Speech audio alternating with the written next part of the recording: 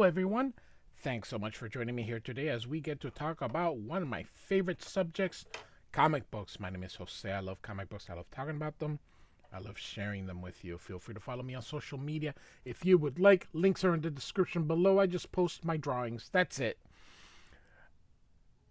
Also, I have posted a link to the Marvel database, which covers this story. You can get plot synopsis and character bios. I own every issue that I share with you. I choose to do digital because it's just so much easier than to open up a comic book, try to set up a camera. Other people do it. If you like that stuff, Cartoonist Kayfabe, I think Total Recall Show does that. There's quite a lot more. I prefer digital. I find digital so much easier to do. So here we go. So Walter Simonson has 2 issues left as artist. This is the last of the Frog issues. I have a playlist for Simonson's Thor. I have started every single issue of his, including Thor 337 all the way to current. So feel free to check those out.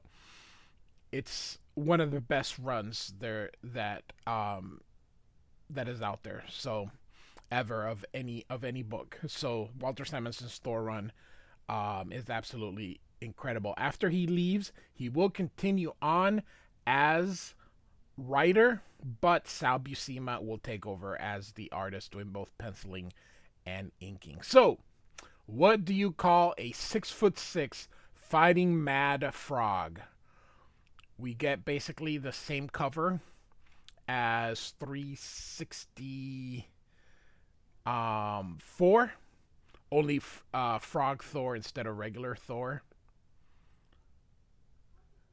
And the answer is inside. You call him Sir. All right. So it's been a 3-issue stint of Thor Frog, and he's kind of trying to wrap up a little bit of the story before Sal Buscema takes over. So Thor is traveling back to Asgard from Earth, but because the Rainbow Bridge has been destroyed, like I said, I have it all covered. I have a playlist. Check it out. Thor is doing it the old-fashioned way. So, pull, tooth gnasher, pull, tooth grinder, pull, till your hearts break. So, real quick, these goats are badasses. However, in the movie, they portrayed them as comedy relief, as they did most of Thor Part 4. I believe it was, whatever, Love and Thunder. That movie could have been great. Jason Aaron had a fantastic run with the Jane Foster Thor. It was a fantastic run, and the movie just did everything like a freaking joke. I hated the 4th Thor with all my being. It's one of the worst MCU movies out there. So if you're a fan of Love and Thunder, I apologize. That movie was terrible. It should never have been done. Not like that. If they would have followed closer to what Jason Aaron did, by all means, but they didn't. And the goats in that friggin' movie were so annoying with the screaming and I hated it. So they're badasses, not comedy relief like that stupid movie. So here we get our credits. Walter Simonson is doing the story and art, or art and story as he puts in here. John Workman is one of the best letterers in the business, and he of course does these beautiful letters. Look at his S and look at his R. When I'm working on a comic book, and Walter Simonson always inspires me, but I decided that I would take a bit of the lettering of John Workman, kind of make it my own. So it's inspired by his lettering. Even if you look at that C, it's a shorter. So I took his C, his S, his R, um, everything else just kind of I improvise, but those letters in particularly, I practice and practice and practice to make sure that I do. And if you look at these S's, how beautiful they are, and that R, it is so unique. So, all right. Though we have fought these terrible storms till I have lost count of days, still we will win through and Asgard. Oh, sorry, to Asgard and home, says Frogthor. And when we do, Loki, beware. I shall be revenged for this transformation you have wrought upon me.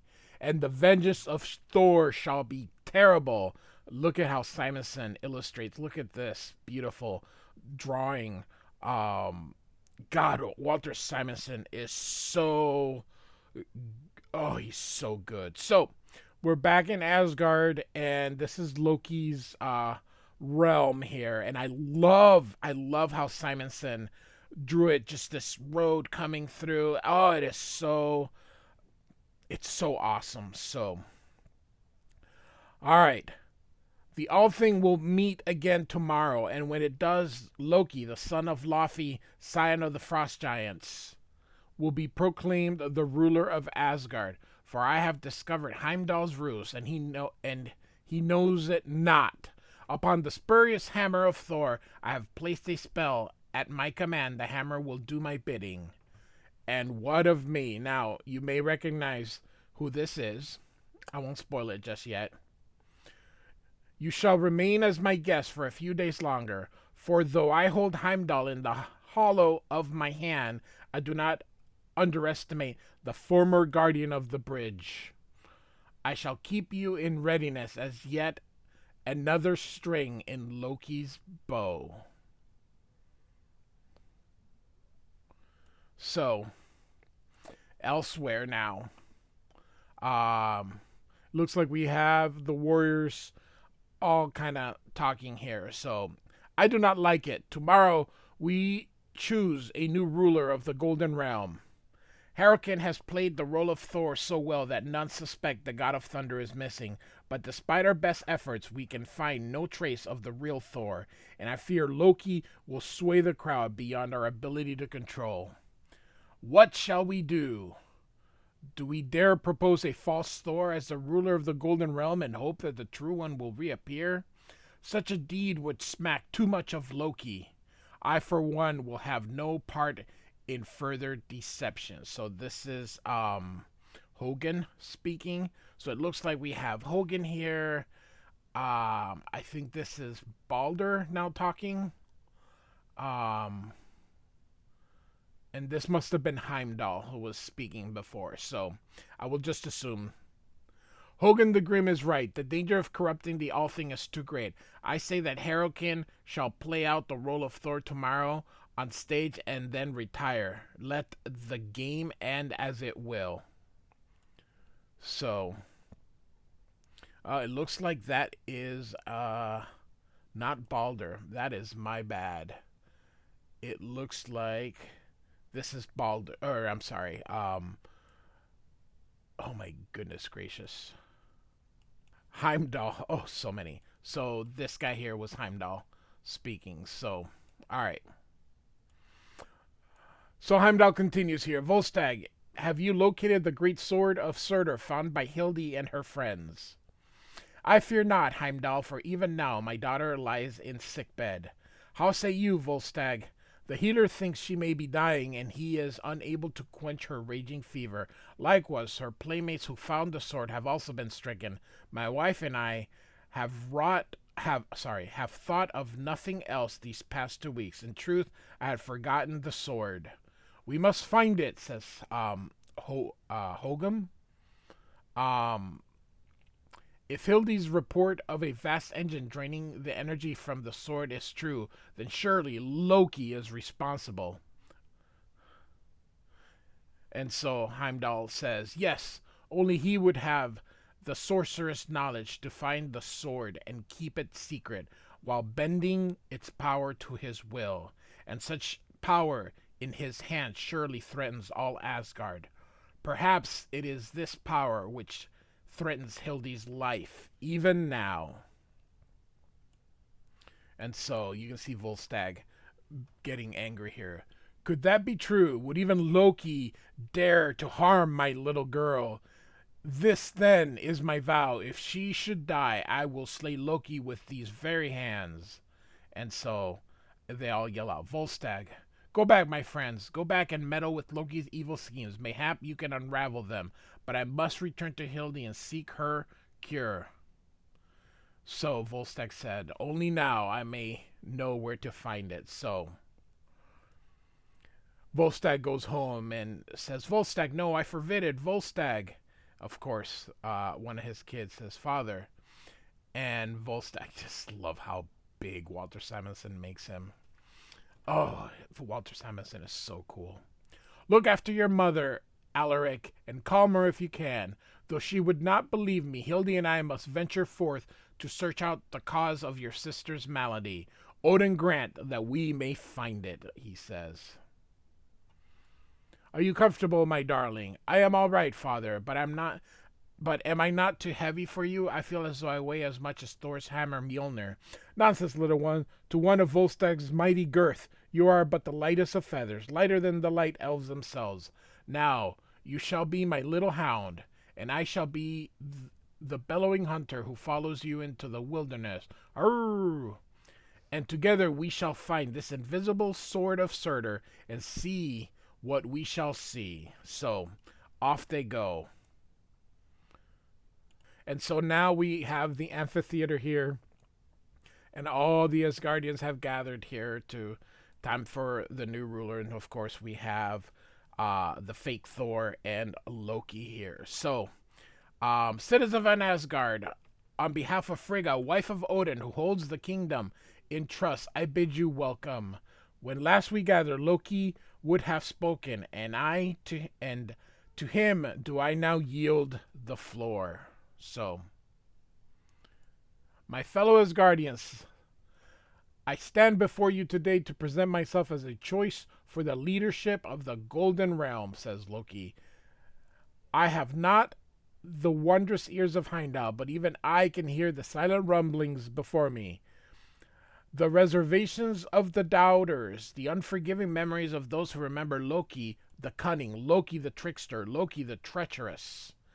And you are not wrong. I have been all these things. And here we have Frogthor. Yet for all that, Loki is a true Asgardian. When both Lord Odin and the mighty Thor lay vanquished, who stood alone between fiery Surtur's anger and the eternal flame? Who braved the fury of that ancient wrath and fought against the burning doom of all that lived? And who learned by doing so that he treasured Asgard, its well-being above all other things? And so, of course, that's in Thor 353, which I have covered. Odin ruled through strength, but to our everlasting sorrow he is gone. None who live can hope to match him. Yet all know that I am not without a certain power of my own. A great leader must be tested. Surely I have been. Who amongst you carries the burden I bear? Loki, the urchin of Asgard's enemies.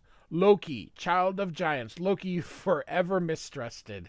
Man, he speaks of himself a lot. Yet, am I not the foster son of Odin?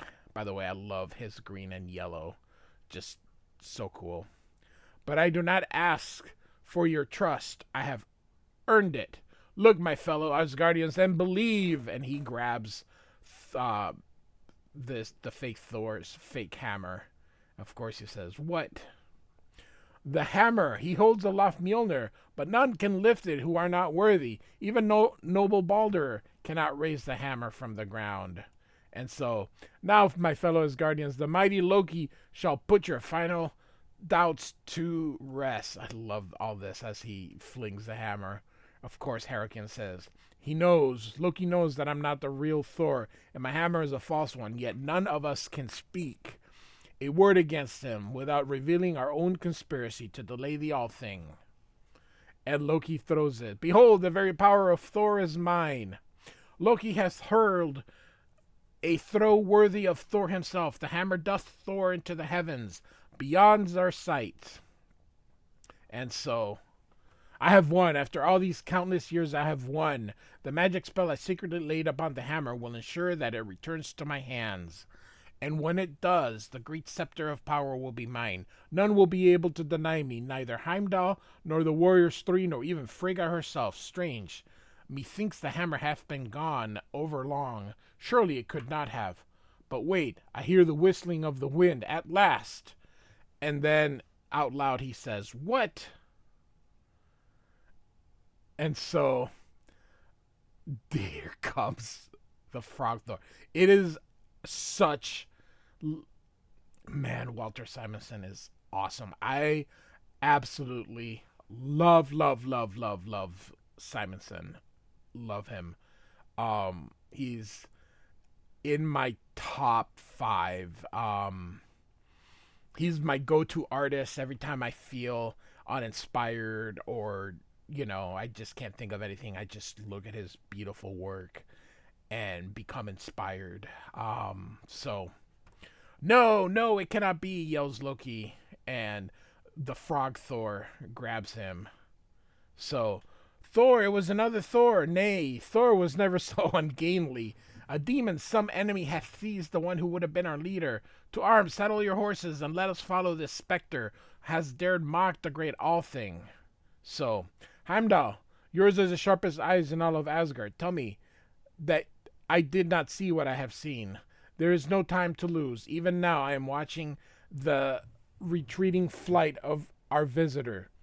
I know not what this sight portends, but I think it's best that the false Thor vanish and Harrow can reappear post haste. We must race back to my hall. There you shall divest yourself of this garb.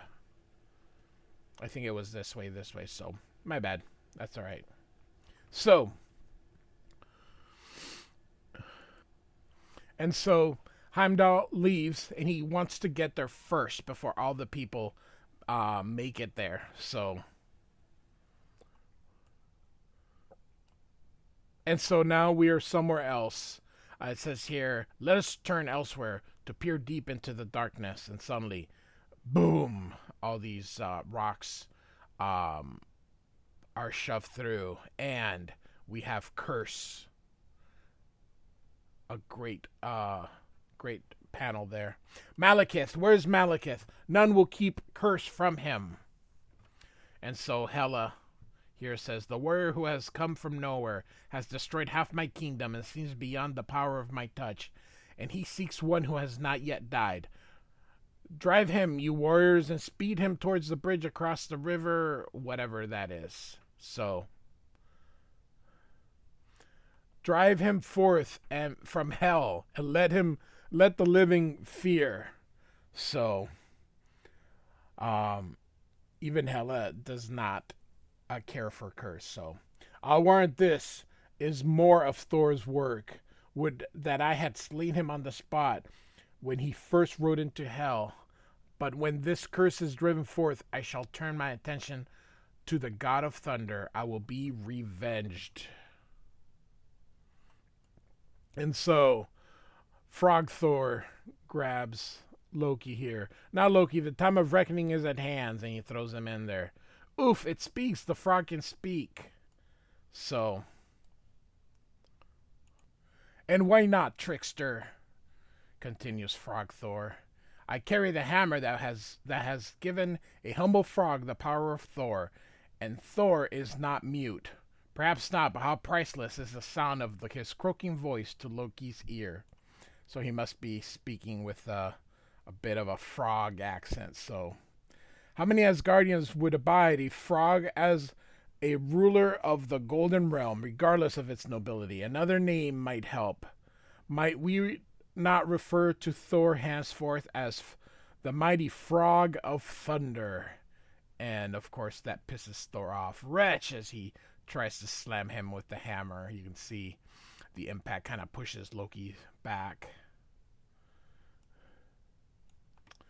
You had best undo this magic spell, or you shall greet Hela's face to face. Thor is no laughing stock of Asgard, and this time you have gone too far.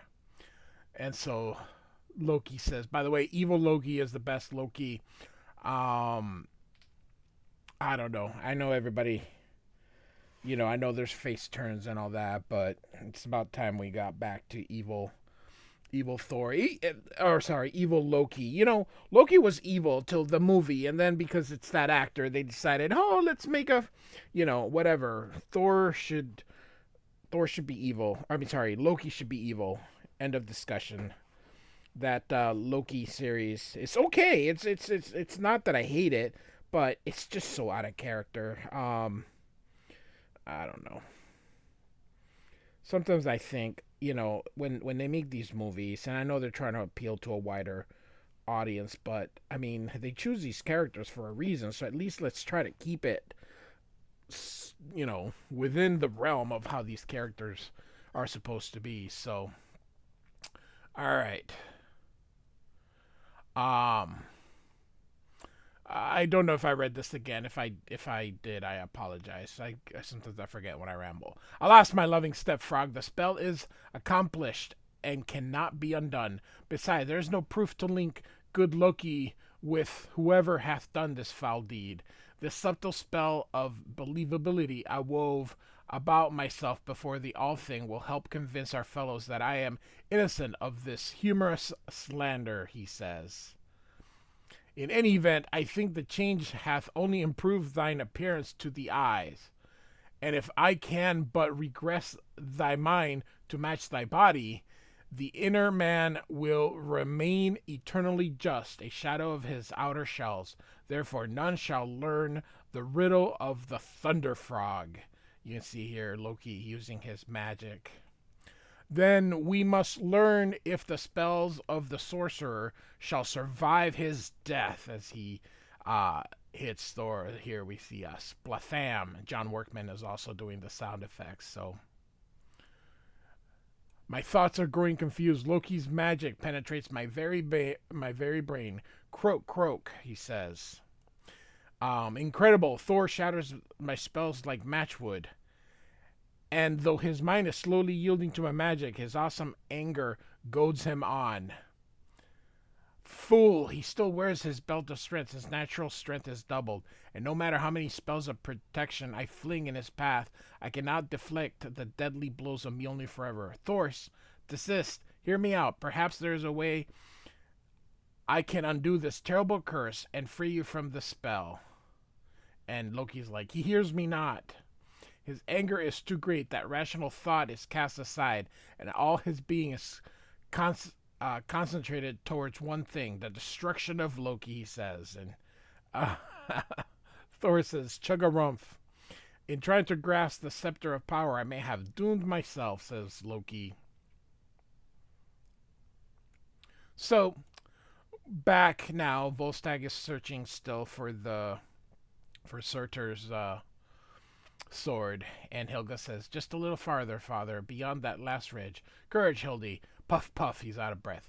We'll be there in a moment. The very stench proclaims the hands of Loki in this matter, and he finally arrives to the edge there. He says, at last, Volstagg the Valorious hath attained the summit, and Odin's odds bodkins, Hildy, you were right. 'Tis the sword of Surtur himself. Great vertical panel here. Oh, Daddy, she says, and visible only when we are close to it. But I have no idea the engine would loom so large. Why, its great bulk dwarfs even that of Volstagg's the Enormous. So, thou art tired, my child. Let me gently lay thee down while we consider what must be done. Hildy's brow is hotter by the moment, and is surely this evil machine's the cause. Yet look at the size of it. It may be beyond even the ability of Volstagg to deal with it alone. Child, I think what... And she's asleep. So, and now he feels sick. Here, it says, have I too caught this strange malady? My legs, whose ample muscularity can carry the great girth of Volstagg, with the grace of a gazelle, begins to tremble, and dizziness assails my head. Let me rest for a moment, but of course, he knocks that down, and all these rocks begin to fall, and they all start heading for the sword. Great panel here, great splash page.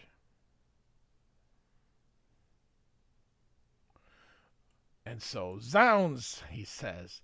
The task was not beyond the reach of resourceful Volstagg after all, and of sudden my head is clear. Daddy, Hildy, Daddy, I feel fine. The fever's gone. Hildy, my precious. Your friend Hogan will be so glad. He was terribly worried. And your mother, too, perhaps. She'll even let me sleep at home tonight when we return instead of in the doghouse. Oh, Daddy, she says. And so, elsewhere, at the same time, my limbs grow suddenly weak, yet my thoughts grow clear. Can this be some new attacks of Loki's? And Loki says, oh no, and suddenly, 'tis done, Thor's form hath been restored. I like that, hath, and Loki's like, oh crap. So, and now Loki, come, Thor, surely you have no quarrel with me. You are yourself again. Small thanks to you, I'd wager. How little you know me. Your sorry plight touched even Loki, and I have thought to move heaven and earth to save you. To produce the proper counterspells, I needed to invoke your legendary anger. We shall see someone who approaches, who may put the lie to your lips. Thor, it's truly you. Welcome home. Thank you, Heimdall. Volstagg has successfully destroyed the great engine that was drawing power from Surtur's sword. But not an atom of it remains. The sword of Surtur, that would provide the necessary energy for such a transformation as I have experienced. Perhaps, Thor, but I gather that there's no proof, and that the old lawgiver is quite strict. He would demand evidence, not stories. It's true, but Thor is a frog no longer. I bested you as a frog, I shall best you as Thor. Behold, the god of thunder hath arrived before us, says, now we shall learn the truth, at least one version of it. When they hear what I have to say, victory will yet be mine.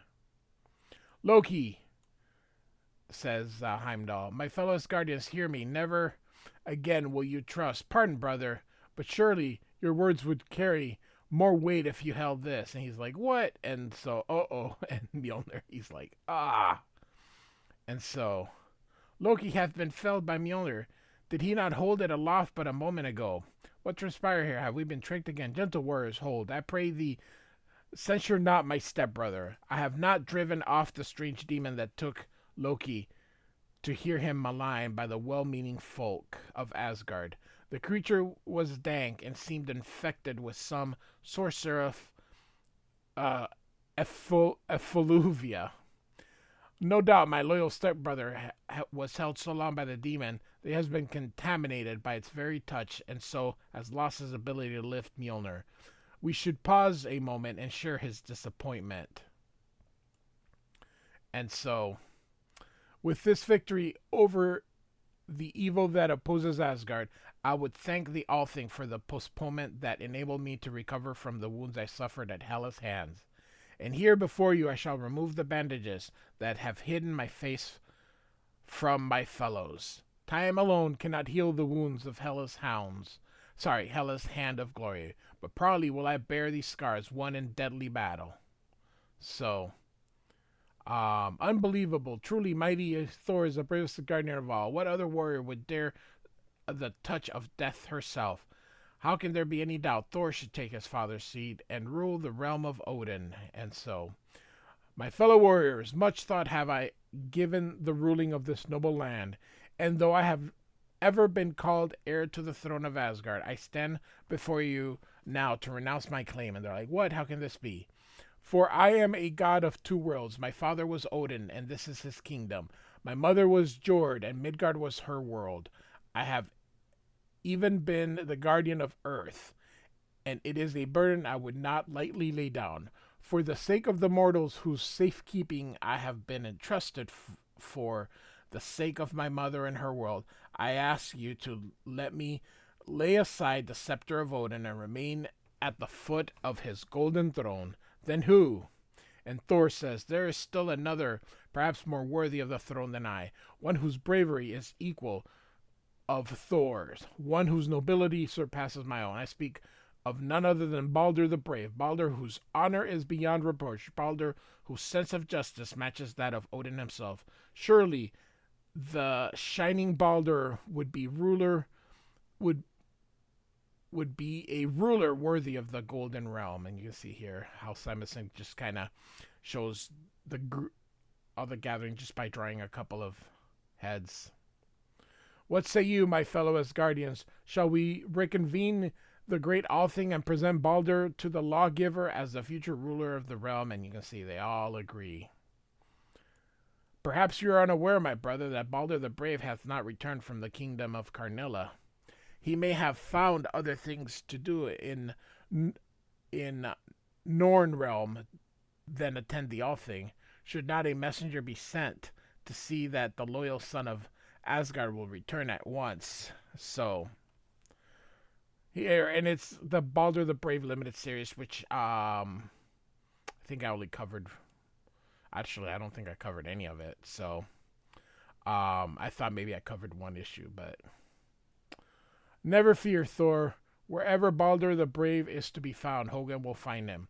We'll wait your return eagerly, grim one, and ride safely.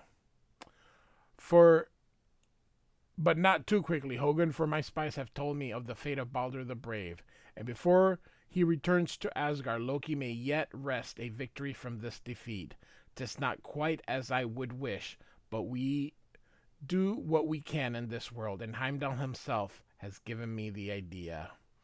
And so we conclude, the king is dead, long live the king, or is it the other way around? Thor 366 by Walter Simonson, letters by John Workman. Absolutely one of my favorites. So I just love Simonson so much. So like and subscribe. I do thank you for listening. Goodbye.